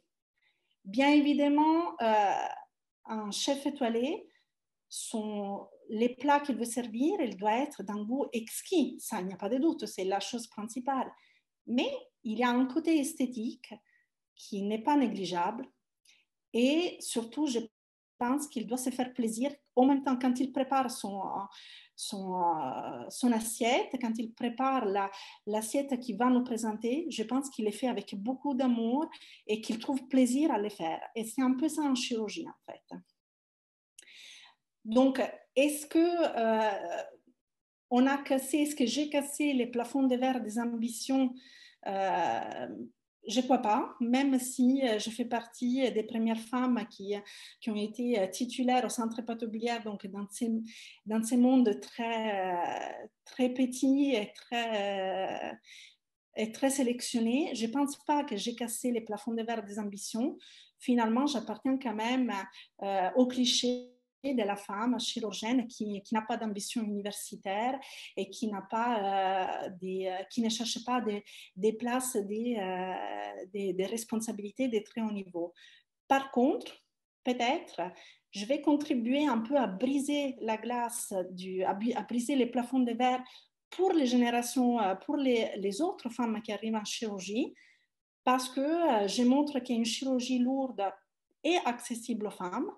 Ça peut être déjà un premier modèle, qu'il n'y a pas de nécessité de masculinisation pour devenir un bon chirurgien, donc il ne faut pas devenir ni masculine ni misogyne, qu'il y a des activités d'enseignement et de recherche qu'on peut quand même faire et qui sont très, très intéressantes. Et surtout, ce n'est pas vrai du tout que ce n'est pas conciliable avec une vie familiale. Je vous présente mon mari et ma fille, et ça, c'est la famille du docteur Pitot dont je vous ai parlé tout à l'heure. Donc, ce n'est pas un choix entre famille et carrière professionnelle, ça, il faut bien le dire. Ça peut être dur à faire, mais c'est tout à fait conciliable. Donc, aujourd'hui, pour moi, être femme en chirurgie, c'est les fruits d'un parcours qui était long et difficile, parfois déstabilisant, par manque de modèles féminins directs, qui a nécessité un surinvestissement professionnel, il n'y a pas de doute. Mais aujourd'hui, je fais un travail que j'aime, qui me passionne, qui a des perspectives de progression continue. J'ai travaillé dans une équipe chirurgicale multidisciplinaire de haute qualité, de haut niveau, qui est surtout unie et bienveillante. Et j'espère de pouvoir transmettre aux autres femmes à venir, donc aux internes de chirurgie femmes, que cette chirurgie n'est pas exclusivement réservée aux hommes et qui est tout à fait compatible avec une vie familiale. Je vous remercie. Merci beaucoup, Oriana, pour ton propos qui à la fois illustre certains des concepts, des éléments qui ont été développés dans la présentation de Régine Berco tout à l'heure, qui montrent aussi l'évolution un petit peu sur le temps, en lien sûrement avec la féminisation croissante du métier, et qui donnera sûrement matière à discussion. Avant d'ouvrir les échanges avec les participants virtuels, est-ce que Régine, vous souhaitez réagir comme ça un petit peu à chaud aux propos d'Oriana et pour répondre à la dernière question. D'abord, j'ai trouvé son PowerPoint beaucoup plus sexy que le mien, parce qu'il y a, si on peut dire, parce qu'il y avait beaucoup de petits dessins, donc bravo pour le PowerPoint. Moi, je ne sais pas faire ça. Bon. Mais c'était très intéressant et elle a très bien exprimé cette difficulté que j'ai eue aussi parce que j'ai été prof de sociologie. Et entrer dans une carrière pour des femmes dans un monde où les femmes, il y a un plafond de verre, donc les femmes ne sont pas dans les plus hauts niveaux. Moi, j'ai le souvenir de concours où j'étais face à des hommes et uniquement des hommes. Et c'est pas facile, quoi. Enfin, je veux dire, on se demande. Elle s'est posé la question de la légitimité d'une femme à faire le métier de chirurgien en se disant, mais il n'y a pas de femme. Et comme en plus les hommes disent que ce n'est pas un métier de femme, peut-être que je me fourvoie et ça met un doute quand même sur la possibilité d'exercer ce métier-là. Donc il y a une espèce de boucle, je dirais, une espèce de spirale qui fait que ça ne paraît pas possible pour une femme, on le lui dit, on ne voit pas de femmes et donc ça paraît une évidence que ce n'est pas la place des femmes. Voilà. Et il faut arriver à sortir de ce cercle non vertueux, je dirais, pour arriver à faire une place aux femmes. Voilà, c'est ça la grande difficulté en fait. Mais les heures de travail que vous évoquez, la difficulté de concilier autre chose que le travail, d'avoir une vie ailleurs que dans le travail, c'est quand même un vrai problème. Voilà, je ne peux pas monopoliser la parole, mais si on compare avec ce qui se fait dans d'autres pays, en France, être tout le temps au travail, c'est très vertueux, alors que dans d'autres pays, n'être qu'au travail, ça pose un problème social et c'est moins bien reconnu, hein, comme dans la Suède. Voilà. Merci beaucoup. Je vous propose donc d'ouvrir les échanges avec les personnes présentes sur le Zoom. Il y a eu quelques réactions dans la barre de discussion pendant les échanges. Et donc, peut-être plutôt que de les lire, Géraldine Pignot et puis ensuite Benjamin Stanislas, si vous souhaitez vous exprimer oralement et intervenir, vous êtes les bienvenus.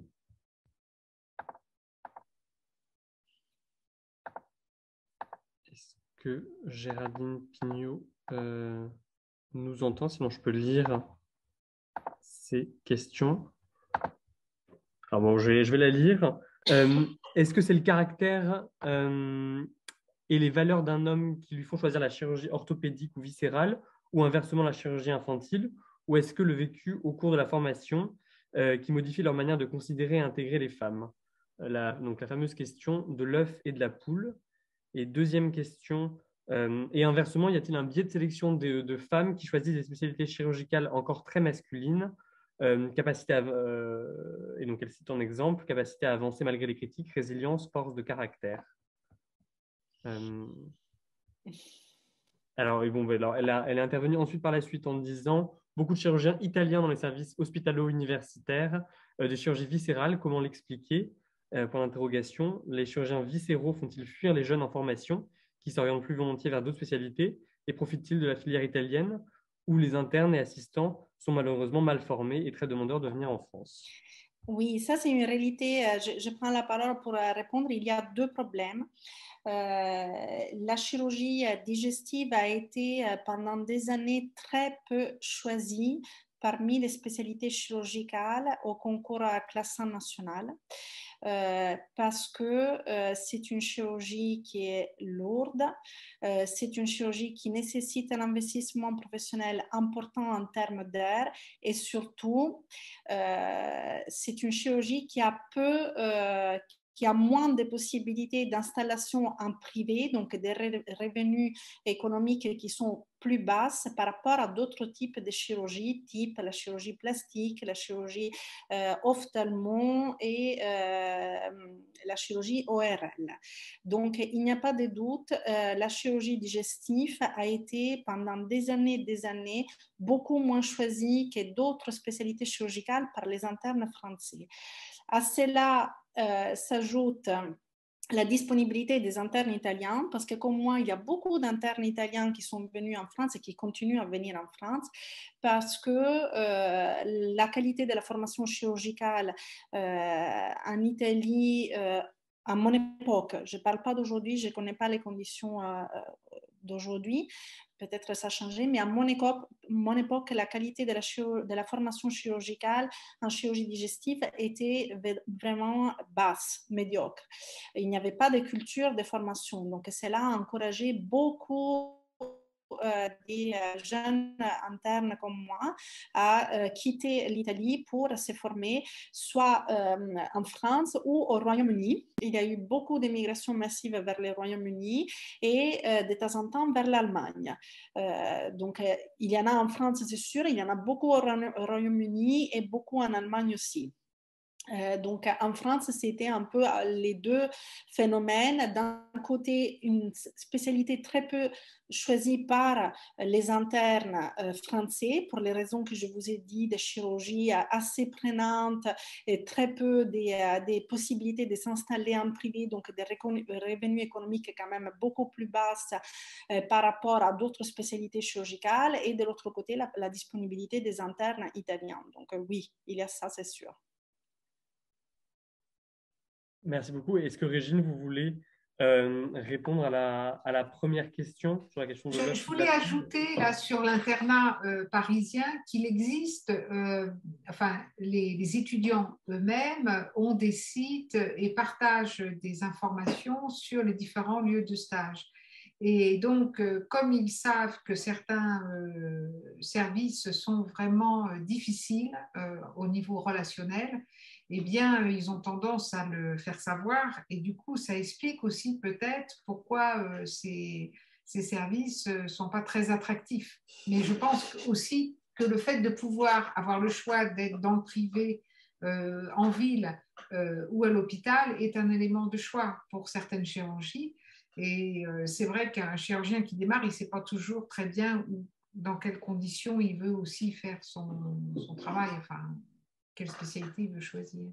Alors, sur la question si j'ai bien compris, la force de caractère, savoir si on choisit de devenir chirurgien viscéral parce qu'on est comme ça ou parce que, je ne sais plus très bien quelle était la question, mais c'est vrai que c'est indémêlable. On ne sait pas pourquoi la chirurgie viscérale s'auto-entretient. C'est vrai qu'il y a un ethos particulier en chirurgie viscérale et peut-être que les gens qui sont attirés par chirurgie viscérale ont déjà des dispositions à cet ethos. Je ne sais pas. Ouais, c'est un peu difficile à démêler ça. Hein. Alors, sachant là-dessus que les travaux, pour compléter, les travaux d'Emmanuel Zolesio, donc sociologue qui a fait sa thèse sur la question en chirurgie viscérale, Ouais. elle montre, alors c'est pas quantifié, hein, c'est du qualitatif, mais que dans les femmes des services où elle faisait son terrain, beaucoup étaient issus de familles avec des pères ou des grands-pères militaires, beaucoup avaient plusieurs frères, beaucoup pratiquaient des sports dits extrêmes. Et donc, son postulat, partant de cette observation, était de dire que finalement, leur choix de la chirurgie n'était pas tant une socialisation de conversion, mais une socialisation de renforcement de certaines De ces dispositions dispositions. à la sociabilité en milieu masculin qu'elles avaient pu avoir dans leur univers familial et donc dans leur socialisation primaire. Hmm. Il y a une chose qu'on peut dire quand même sur l'avenir, c'est que on peut penser aussi que l'enseignement de la chirurgie va se transformer avec l'arrivée. Alors, je parle sous le contrôle du chirurgien, parce qu'avec l'arrivée des robots, il va être possible, c'est pas encore d'actualité, mais en tout cas, on voit émerger ça. Il sera possible pour des étudiants de s'entraîner un peu indépendamment de l'aide et du compagnonnage des anciens. Ça ne supprime pas du tout la nécessité d'être adoubé et d'être accompagné, mais enfin, on peut dire qu'il peut y avoir un entraînement dans une certaine autonomie. Enfin, en tout cas, c'est quelque chose qui peut se développer. Hein. Je sais pas ce que... C'est de l'entraînement purement technique. Donc, c'est vraiment de la pure dextérité à réaliser certains gestes. Mais comme vous dites, c'est impossible d'envisager un apprentissage, une formation chirurgicale sans savoir un chirurgien qui nous explique les différents temps opératoires, comment on traite les différentes structures, etc. Parce que après, ça devient vraiment de la pure dextérité technique chirurgicale, mais ça ne nous apprend pas l'anatomie, la gestion de la pathologie, etc. Donc, ça nécessite quand même, c'est qu'une petite partie de l'apprentissage chirurgical, une toute petite partie. Je peux dire un mot? Bien sûr. Bonjour, Monsieur Samuel. Bonjour. Merci. Non, c'était très bien. J'aurais juste à ajouter quelques points parce que je suis aussi doyen et donc je vois les carrières hospitalo-universitaires. Alors, tout d'abord, je pense que les choses doivent finir par évoluer parce que, d'une part, même chez les hommes, il y a une modification de l'appréciation du rapport au travail actuellement par rapport aux générations antérieures en termes de limitation du temps de travail, de diminution du temps de travail. Et donc, on voit quand même une modification je dirais, de l'état d'esprit des nouvelles générations par rapport à la mienne, par exemple. Et donc, je pense que ça devrait permettre aussi de mieux équilibrer les choses dans les rapports de parité. L'autre élément, c'est qu'il y a aussi quand même un début de prise de conscience que ces métiers initialement ultra masculins doivent évoluer vers la parité. Donc ça, je pense qu'on commence à avoir des prises de conscience. Sur la partie responsabilité, on voit clairement des femmes prendre des responsabilités, mais comme l'a dit Oriana, on manque de modèles et donc il y a encore beaucoup de reconnaissance d'homme à homme et pas d'homme à femme, et ce qui fait que on voit des progressions de carrière qui se font moins naturellement chez les femmes, alors qu'au départ, les étudiantes en médecine en France, les femmes sont très majoritaires dans les études de médecine, mais on voit donc une baisse régulière en fonction des étapes, notamment des étapes de la carrière. Et concernant la carrière hospitalo-universitaire, j'avais regardé euh, ce qui est les PUPH et les MCUPH, donc les professeurs et les maîtres de conf. Il y a 30 ans ou 40 ans, il y a 30 ans, il y avait 6%, il y avait 50-50 dans les maîtres de conférences d'université en médecine en France, entre les femmes et les hommes. Par contre, quand on passait au stade de professeur, c'était 6%. Et maintenant, l'évolution, on est à 16% de femmes qui sont professeurs. Donc, ça augmente en 30 ans. On a une augmentation qui est réelle, mais qui est vraiment extrêmement lente par rapport à ce à quoi on doit s'attendre. Alors, je pense qu'il y a des différentes choses aussi. Le parcours pour être prof des universités, il est en médecine extrêmement lourd. Et il y a des points sur lesquels on doit travailler. Une femme doit pouvoir avoir des enfants au cours de sa carrière sans mettre en danger sa carrière. Et on voit d'ailleurs beaucoup de femmes qui veulent, je dirais, avoir une carrière hospitalo-universitaire, retarder au plus tard la maternité, au risque de ne pas avoir d'enfants d'ailleurs. Et donc, il faut qu'on ait une réflexion, je dirais, qui permet de mieux organiser. Le problème de la mobilité qui est imposée aussi aux prétendants à un poste hospitalo-universitaire est aussi un problème que l'on voit apparaître et sur lesquels, au départ, j'avais une vision très scientifique en disant c'est bien de faire de la mobilité, d'aller aux États-Unis, etc. Et puis en y réfléchissant, je me suis rendu compte que pour certaines femmes, ça devenait, ou même certains hommes, mais ça devenait un problème parce qu'en effet, la mobilité survenait trop tard dans la carrière. Il y avait déjà des enfants, il y avait un mari, et donc ce qui fait que la mobilité devenait absolument impossible, ou alors au risque de faire sauter le couple. Donc il y a vraiment besoin, premièrement, d'un changement de mentalité, d'un effort quand même de parité dans les instances de décision. Il y a aussi besoin aussi d'adapter les parcours et d'avoir des parcours qui soient pas qui tiennent compte de ça. Il faut reconnaître que de ma génération, on avait le service militaire pendant l'internat. Enfin, moi, j'ai fait le service militaire.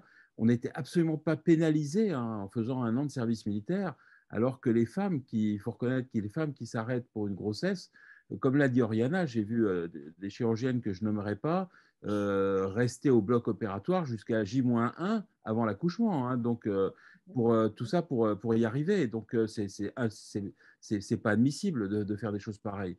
Donc, il faut clairement et Oriana voit de qui je peux parler probablement, mais il faut clairement qu'on change ces approches et aussi que les parcours soient plus adaptés. Et en France aussi, on a trop tendance aussi, quand quelqu'un n'est pas là pendant un an, on lui prend sa place.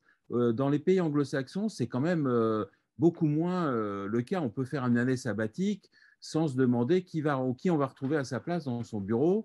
Et puis, alors qu'en France, il y a une sorte de peur panique d'être absent une demi-journée et de se dire quelqu'un va me remplacer parce que je ne suis pas là mercredi après-midi ou je ne suis pas là vendredi après-midi. Donc là, il y a vraiment un changement de mentalité à avoir et une organisation aussi du temps de travail qui doit permettre aussi des parcours de toute façon, qui sont demandés maintenant, non seulement par les femmes, mais aussi par les hommes. Donc, il y a encore beaucoup de travail à faire. Mais en tout cas, c'est un plaisir d'écouter Oriana et de voir le chemin parcouru. par elle et puis par beaucoup d'autres qui sont en train de s'imposer dans ce monde initialement très masculin. Merci, M. Cambier. Et si, est-ce que je peux dire un petit mot? Donc, suite à ce que j'ai écrit, d'abord, je vous remercie beaucoup, Oriana et Régine. Je vous remercie beaucoup de ces exposés. Si j'ai un petit fond, c'est parce qu'il n'y a pas que les femmes qui ont des responsabilités familiales, donc il faut que je fasse à la fois. Juste un mot, donc sans vouloir relativiser le sexisme évident qu'il y a dans cette profession et dans d'autres professions évidemment aussi, mais particulièrement dans celle-ci. Peut-être il y a des études faites notamment sur les professions de commerciaux qui sont aussi des métiers d'hommes, quand même un peu moins, mais dans lesquels, en tout cas, il reste, on exige des comportements très virils. Un commercial, il est viril, j'ai envie de dire, il fait pipi debout, il dit des gros mots, il crie, il force, etc. Et les femmes montraient qu'elles avaient été forcées d'adopter ce type de comportement et qu'elles avaient constaté que d'autres commerciaux hommes souffraient de devoir aussi adopter ces comportements. Donc finalement, on a deux types. On a évidemment un sexisme du fait que les hommes refusent les femmes et qu'il y a de la misogynie, mais aussi sur ce sexisme, c'est accolé un certain nombre de comportements qui ne correspondent pas, qui ne plaisent pas à tous les hommes.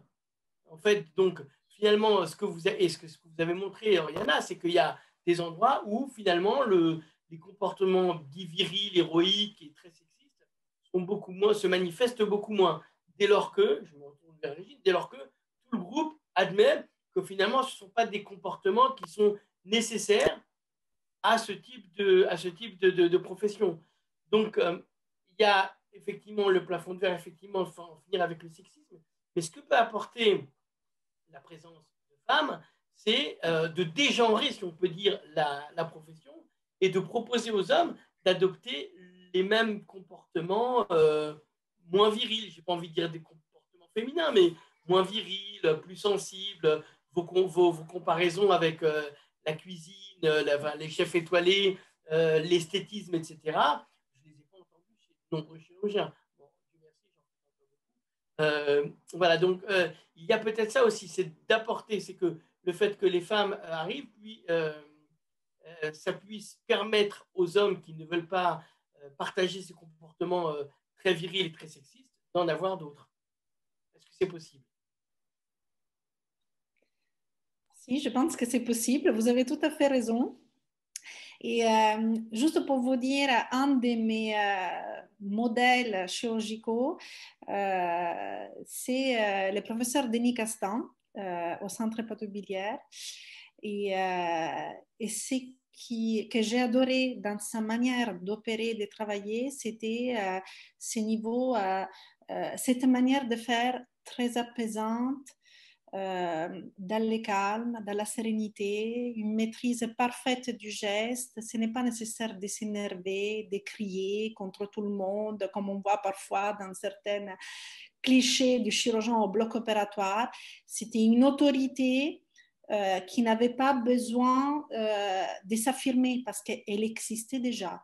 C'était sa capacité, son savoir-faire médical et chirurgical qui n'avait pas besoin de s'affirmer vis-à-vis des autres, de crier, de proclamer son autorité. Tout était fait dans une sérénité et dans un climat très apaisant.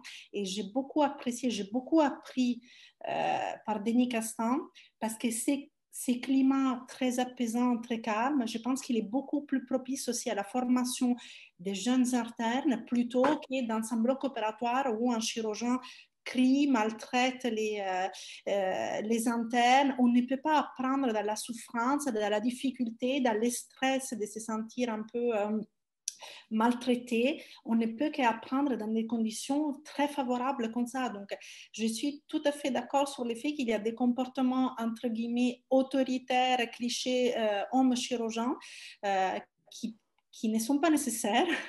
que peut-être les femmes vont diminuer petit à petit et donc d'autres chirurgiens hommes vont aussi les abandonner parce que ça va être ressenti un peu comme déplacé par rapport à la réalité sociale du moment. D'ailleurs, je voudrais dire qu'aux États-Unis, des comportements de ce type sont totalement inadmissibles au bloc opératoire.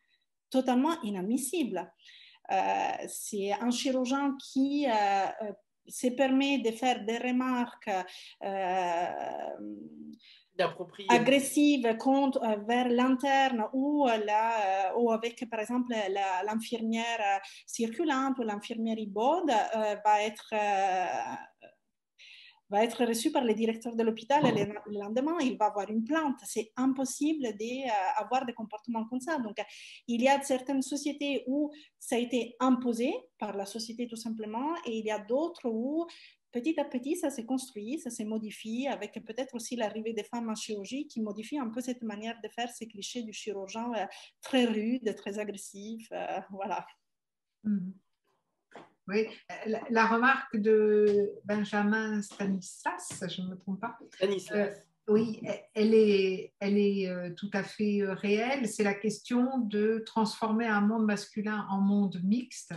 Et beaucoup de travaux ont montré, alors vous prenez l'exemple du commerce, on peut prendre beaucoup d'autres exemples de représentants et autres, et on voit bien la difficulté que les femmes ont à se placer dans ces mondes.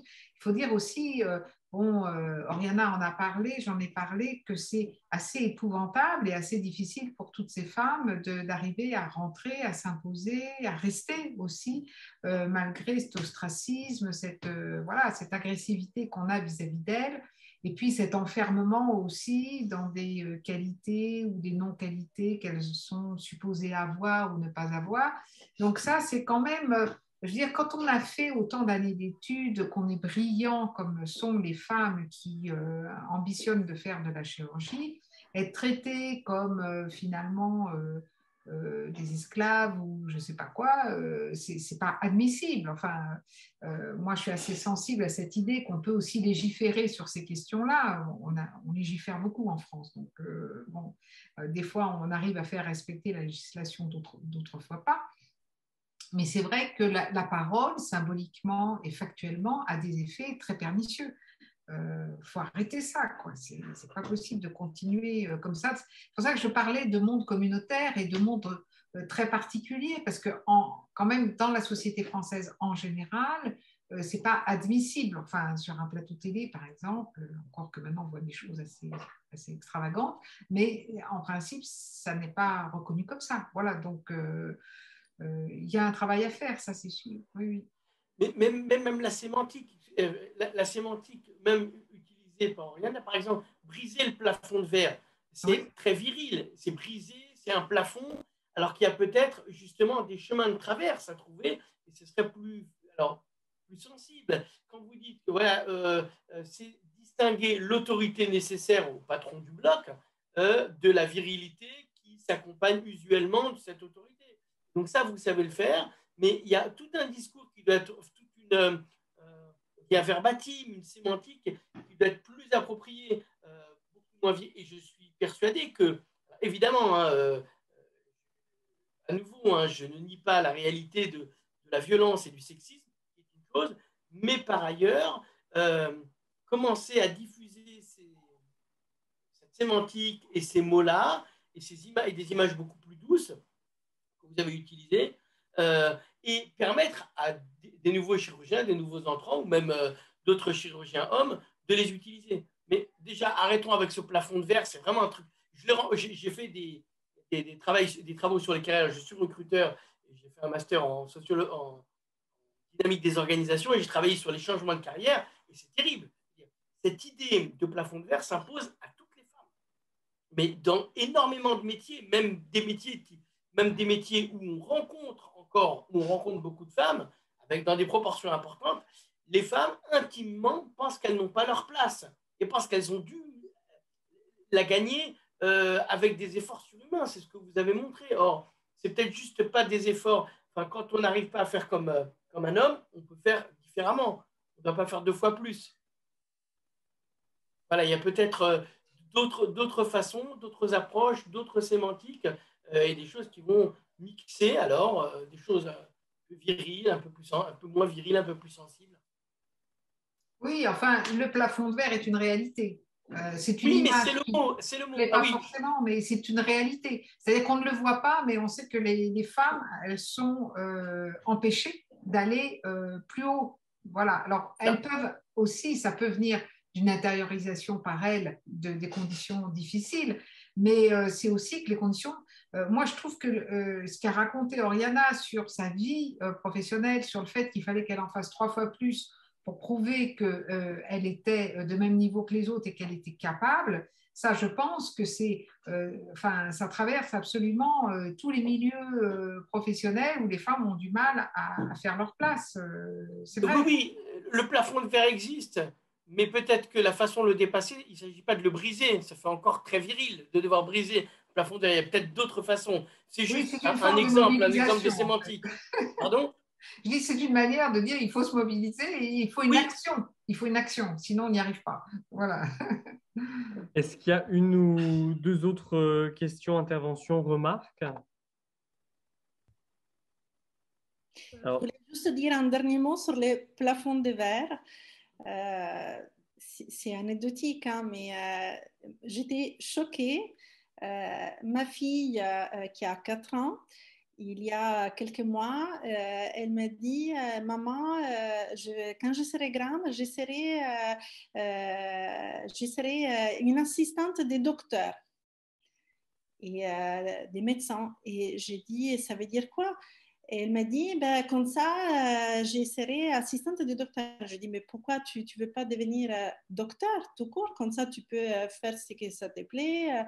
Voilà. Et elle m'a dit, mais parce que les docteurs, c'est que des garçons, ce n'est pas des filles. Et là, j'étais choquée. Je me suis dit, je ne comprends pas. Oui, surtout que vous êtes médecin vous-même. Je Oui. suis chirurgien. En plus, elle comprend parfaitement mon travail. Elle sait que je suis chirurgien, que j'opère des gens, etc. Et malgré ça, elle est convaincue que les médecins Ah, ne c'est sont terrible. que des garçons. Et on s'est regardé avec mon mari et on a dit, mais